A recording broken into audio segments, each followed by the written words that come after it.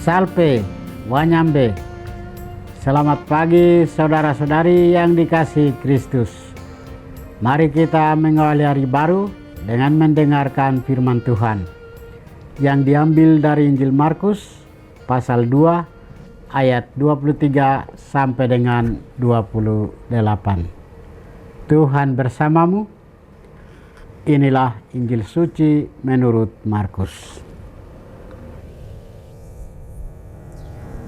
Pada suatu hari Sabat, Yesus berjalan di ladang gandum, dan sementara berjalan, murid-muridnya memetik bulir gandum. Maka kata orang-orang Farisi kepada Yesus, "Lihat, mengapa mereka berbuat sesuatu yang tidak diperbolehkan pada hari Sabat?" Jawab Yesus kepada mereka, "Belum pernahkah kamu baca apa yang dilakukan Daud ketika ia dan para pengiringnya kekurangan dan kelaparan? Tidakkah ia masuk ke dalam rumah Allah waktu Abyatar menjabat sebagai imam agung, lalu makan roti sajian yang tidak boleh dimakan kecuali oleh imam-imam, dan memberikannya juga kepada mereka pengikut-pengikutnya?"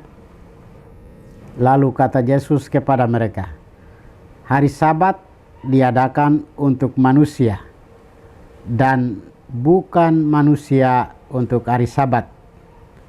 Jadi Anak Manusia adalah Tuhan juga atas hari Sabat." Demikianlah sabda Tuhan. Saudara-saudari yang dikasihi Kristus, tema kita hari ini adalah martabat manusia di hadapan Allah. Dalam Injil hari ini mengisahkan tentang keunggulan Yesus di atas segala peraturan, karena pengajarannya melampaui kekakuan hukum Taurat. Yesus berhadapan dengan orang-orang Farisi yang menjalankan aturan agama secara kaku hingga mengabaikan hakikatnya, yaitu kasih dan belas kasih.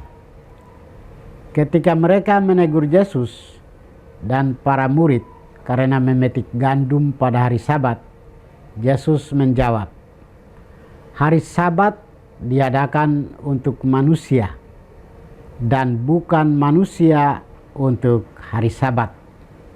Pernyataan Yesus ini bukan meniadakan hukum Taurat, melainkan menyadarkan bahwa aturan dibuat demi kebaikan manusia. Yesus datang untuk melengkapi dan menyempurnakan Taurat, sebab ia sendiri adalah kepenuhan hukum Allah. Dalam dirinya, Allah berbicara langsung kepada manusia dan menegaskan bahwa martabat manusia harus dijunjung tinggi. Hukum cinta kasih menjadi kunci dalam pewartaan Yesus. Aturan dan norma agama bukan untuk membatasi perbuatan baik, tetapi sebagai sarana untuk menutupi relasi yang benar dengan Allah dan sesama. Orang beriman dipanggil untuk menjalankan hukum dengan hati yang bebas, sehingga semakin dimampukan untuk mewujudkan kasih dan belas kasih bagi sesama.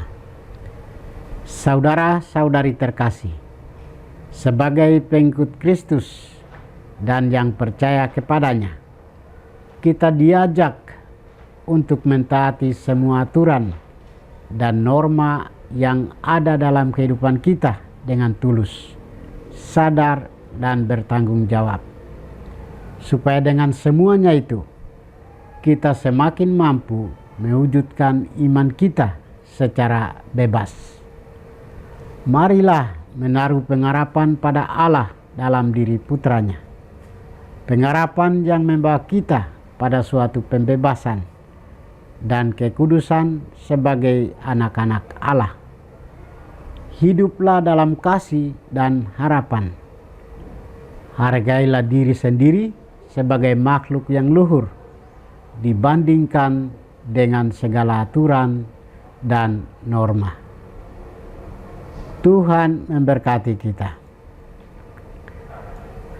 Marilah kita berdoa. Tuhan, pagi ini kami kembali naikkan puji dan syukur kepadamu.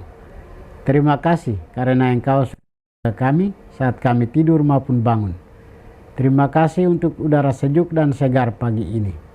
Kami mohon, bukalah mata hati kami, agar kami mampu memandang kemurahan dan karya-Mu.